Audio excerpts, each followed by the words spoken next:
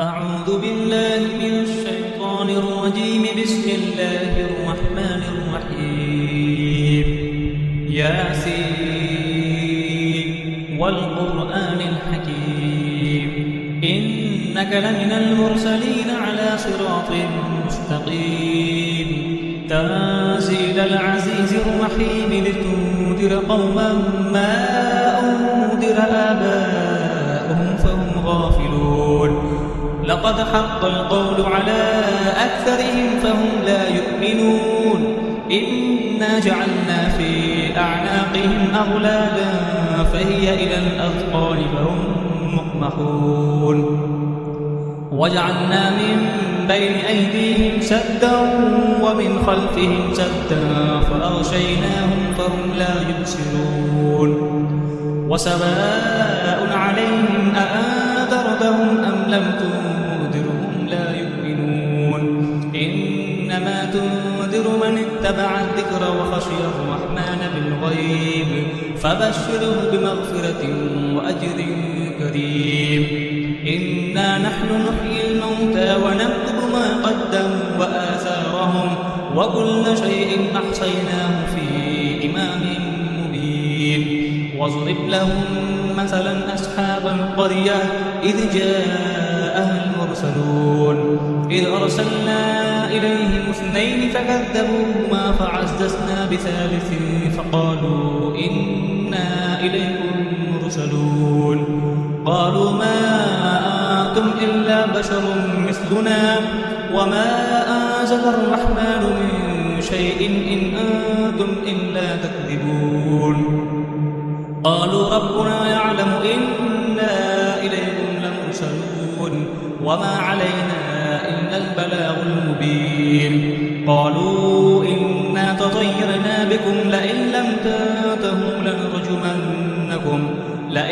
تنتهوا لنرجمنكم وليمسنكم منا عذاب أليم. قالوا طائركم معكم أئن ذكرتم بل أنتم قوم مسرفون. وجاء من أقصى المدينة رجل يسعى قال يا قوم اتبعوا المرسلين اتبعوا من لا يسألكم أجرا وهم مهتدون. وما لي لا أعبد الذي فطرني وإليه ترجعون. أأتخذ من دونه آلهة إن يردني الرحمن بضر لا تغن عني شفاعتهم شيئا ولا ينقذون. إني إذا لفي ضلال مبين. إني آمنت بربكم فاسمعون. قيل ادخل الجنة قال يا ليت قومي يعلمون بما غفر لي ربي وجعلني من المكرمين. وما أنزلنا على قومه من بعده من جند من السماء وما كنا منزلين. إن كانت إلا صيحة واحدة فإذا هم خامدون. يا حسرة على العباد ما يأتيهم من رسول إلا كانوا به يستهزئون.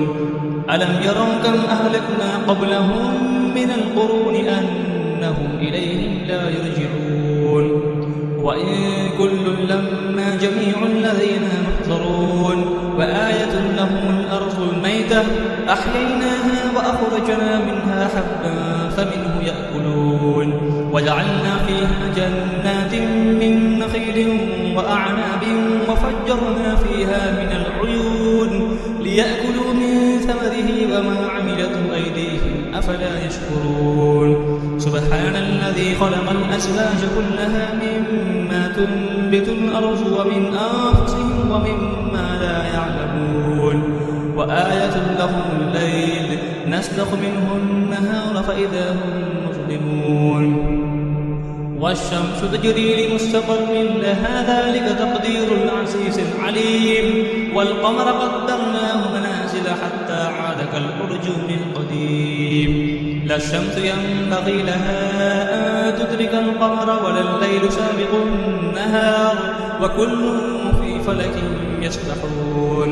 وآية لهم أنا حملنا ذريتهم في الفلك المشحون وخلقنا لهم به ما يركبون وإن نشأ نغرقهم فلا صريخ لهم ولا هم ينقذون إلا رحمة منا ومتاعا إلى حين وإذا قيل لهم اتقوا ما بين أيديكم وما خلفكم لعلكم ترحمون وما تأتيهم من آية من آيات ربهم إلا كانوا عنها معرضين وإذا قيل لهم أنفقوا مما رزقكم الله قال الذين كفروا للذين آمنوا